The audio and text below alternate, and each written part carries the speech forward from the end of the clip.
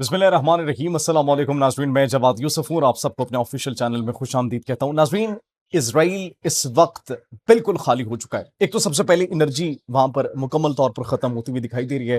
तवानाई की तनसीबात को बड़े पैमाने पर ईरान ने निशाना बनाया। एंड गेस व्हाट, इस वक्त जजीरे खरीदे जा रहे हैं ताकि इजरायली शहरियों को आबाद किया जा सके।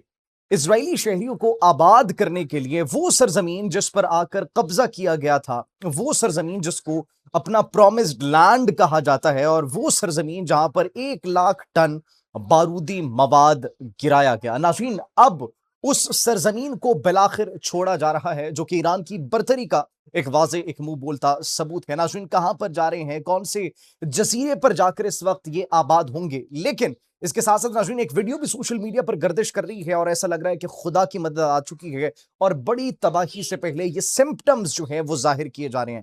बड़ी तबाही से पहले जो सिम्पटम्स जाहिर किए जा रहे थे, उनमें से एक सिम्पटम ये भी है नाज़रीन, जो डाउनफॉल आया सल्तनतों का, जो डाउनफॉल आया मुख्तलिफ रियासतों का, जो डाउनफॉल आया मुख्तलिफ हुक्मरानों का, काबिज हुक्मरानों का, उनके अंदर नाज़रीन एक बड़ी इंपॉर्टेंट जो चीज थी वो एक्चुअली आया हो चुकी है।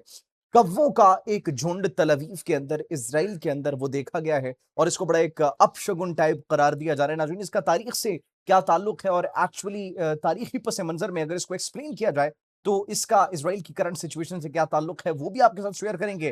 नाज़रीन, एक बड़ी इंपॉर्टेंट खबर ये भी है कि अब ईरान के खिलाफ अनफॉर्चुनेटली अनफॉर्चुनेटली 30 ममालिक मैदान में आने वाले हैं। आप बनाए हरमस को खुलवाने के लिए अब 30 ममालिक की फौजें, जिनके अंदर मुसलमानों की, मुस्लिम्स की फौजें भी शामिल होंगी, और बड़ी एक अनयूजुअल सी सिचुएशन है और बड़ी हमें एक खतरनाक सिचुएशन हमें बनती हुई दिखाई दे रही है। तो नाज़रीन, उस हवाले से कुछ डेवलपमेंट्स है।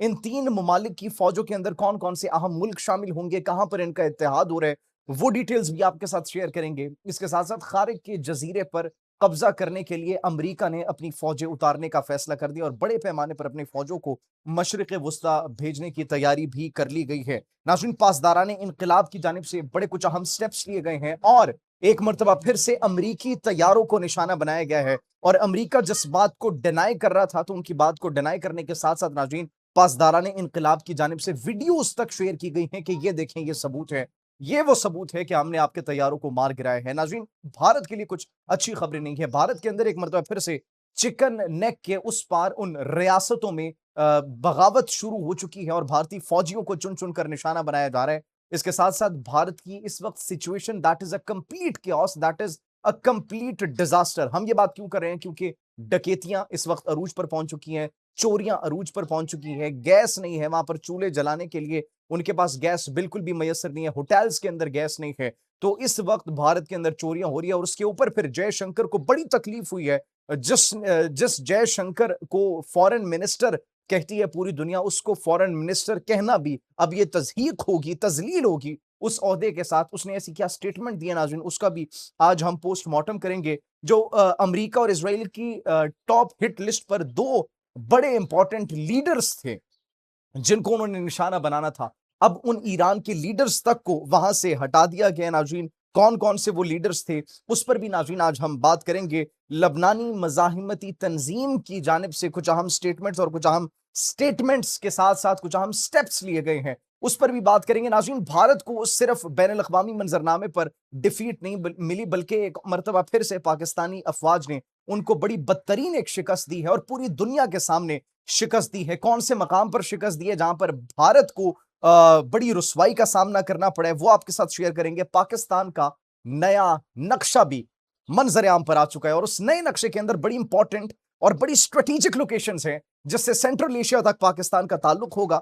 और सेंट्रल एशिया तक ना सिर्फ ताल्लुक होगा बल्कि नाज़रीन, इसके साथ साथ एक नई अलायंस बनेगी। और वो नक्शा, उस नक्शे के अंदर कौन कौन से जो एरियाज है वो शामिल है और 32 स्क्वायर किलोमीटर के कौन से इलाके पर पाकिस्तान ने अपने झंडे को लहरा दिया है, वो डिटेल्स भी नाज़रीन आपके साथ शेयर करेंगे। बड़ी इंपॉर्टेंट और सारी बड़ी अहम खबरें हैं। सबसे पहले तो नाज़रीन हम आपको बताते हैं कि इजराइल इस वक्त वो खाली हो रहा है, लोग छोड़कर जा रहे हैं, इजरायली शहरी वहां से भाग रहे हैं।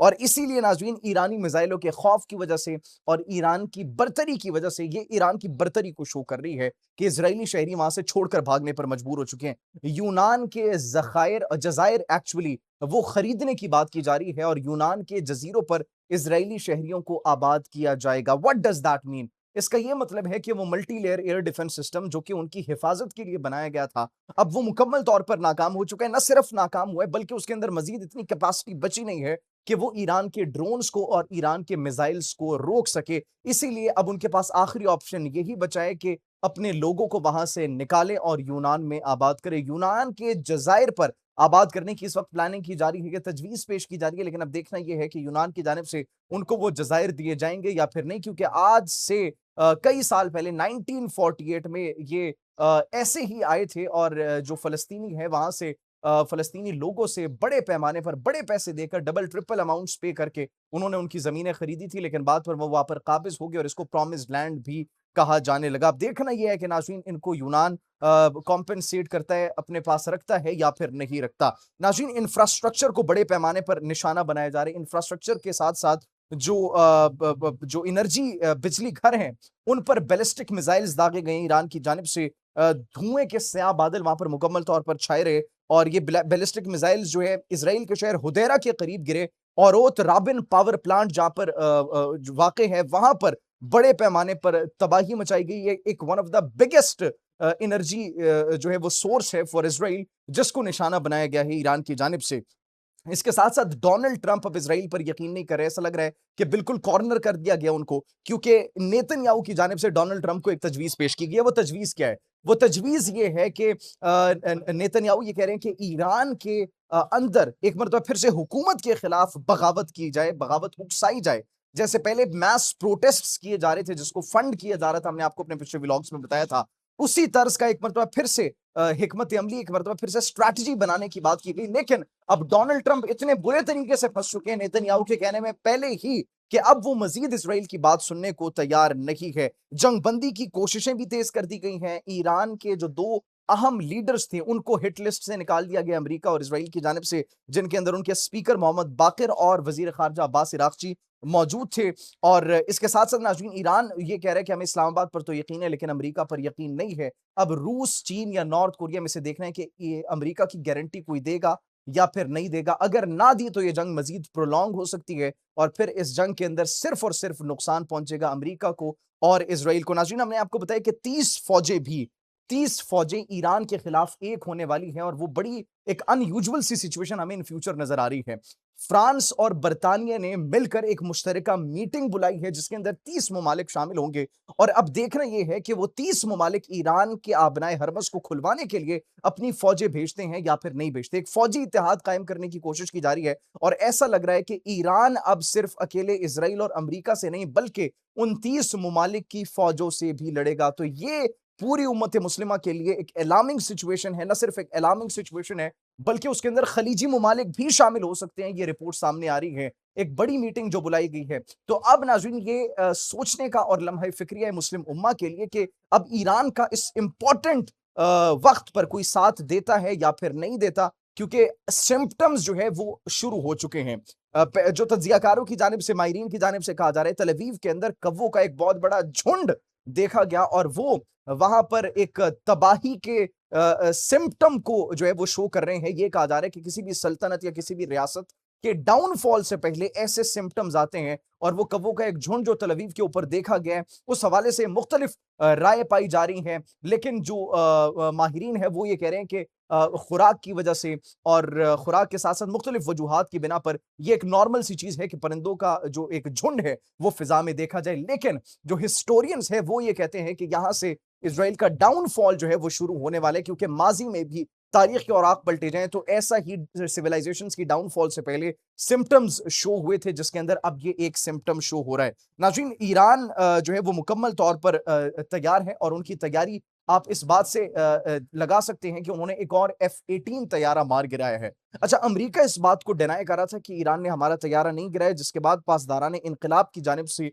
जो है वो वीडियो जारी की गई उस तैयारे की जिसको निशाना बनाया गया F-18 तैयारा, और अब फिर उसको कैसे जस्टिफाई करते हैं अमेरिका, ये देखना बाकी रह गया। अमेरिका भी एक जानिब टेबल टॉक्स की तो बात कर रहे हैं, लेकिन ऑन दी अदर हैंड उन्होंने अपनी फौजें उतार दी हैं। पहले 2200 फौजें भेजी गई थी, फौजी भेजे गए थे, मरीन्स भेजे गए थे खारिज जजीरे पर कब्जा करने के लिए और इसके साथ साथ आबनाए हरमस को खुलवाने के लिए मरीन्स ये भेजे गए थे। अब 4000 मजीद मेरीन्स बुलवा लिए गए हैं। तो टोटल 6200 की तादाद हो चुकी है मेरीन्स की, जो कि ये कहा जा रहा है कि आबनाए हरमस को खुलवाने के लिए और खारिज जजीरे पर कब्जा करने के लिए इस्तेमाल किए जा सकते हैं। नाज़रीन, जो भारत के लिए बुरी खबरें हैं, भारत की सिचुएशन हम आपको बताते हैं। सबसे पहले तो उनको बड़ी रुसवाई का सामना करना पड़ा है। इंटरनेशनल टैंक कंपटीशन था, इंडिजिनस टैंक कंपटीशन जर्मनी में, उसमें पाकिस्तान ने भारत को शिकस्त दी है, जो कि उनके लिए एक बहुत बड़ी रुसवाई का सामना है। इसके साथ-साथ नाज़रीन, जो पाकिस्तान है, पाकिस्तान की जानिब से जो ये मीडिएटर का रोल प्ले किया जा रहा है, इस पर जयशंकर, उनको बड़ी तकलीफ हो रही है और पूरे भारत को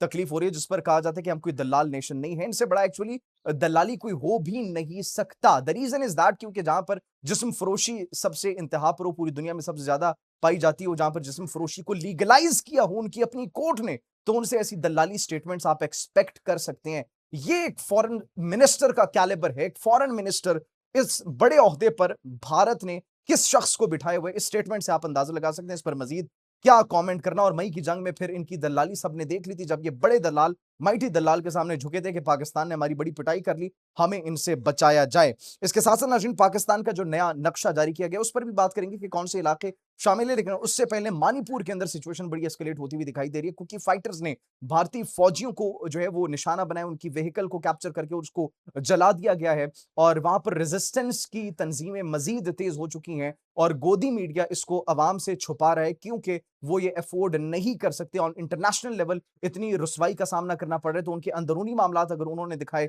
तो फिर कितनी थू थू की जाएगी उन पर, ये अब आप खुद इस बात का अंदाजा लगा सकते हैं। गैस एलपीजी मुकम्मल तौर पर खत्म हो चुकी है, घरों के अंदर चोरियां हो रही है, डकैतियां हो रही है, लेकिन जयशंकर इस पर बात नहीं करेंगे। जो फ्रीडम फाइटर्स उठ रहे हैं उन पर बात नहीं करेंगे, दलाली और दलालियत पर बात करेंगे, क्योंकि उनका यही कैलिबर है। इसके साथ साथ नाज़रीन, जो पाकिस्तान का नया नक्शा जारी किया गया उस पर हम बात करते हैं। 32 स्क्वायर किलोमीटर के इलाके पर पाकिस्तान ने जो है वो बॉर्डर फेंसिंग कर दी है। गुदवाना इनक्लेव ये अब ऑफिशियली ये पाकिस्तान का हिस्सा बन चुका है। और जो नया नक्शा जारी किया गया उसके अंदर जो वोखान कॉरिडोर है वो भी शामिल है और अफगानिस्तान के मुख्तलिफ इलाके शामिल है, क्योंकि पाकिस्तान अब डिफेंस नहीं बल्कि ऑफेंसिव डिफेंस पॉलिसी अपनाए हुए है। तो देखना यह कि पाकिस्तान की जानिब से मजीद उन इलाकों को किस तरीके से या तो क्लियर किया जाता है, क्लियरेंस ऑपरेशन किया जाता है, या फिर पाकिस्तान में शामिल किया जाता है। आप इस हवाले से क्या सोचते हैं? कमेंट सेक्शन में अपनी कीमती राय से जरूर आगाह कीजिएगा। मुझे इजाजत दीजिए। अल्लाह निगहबान।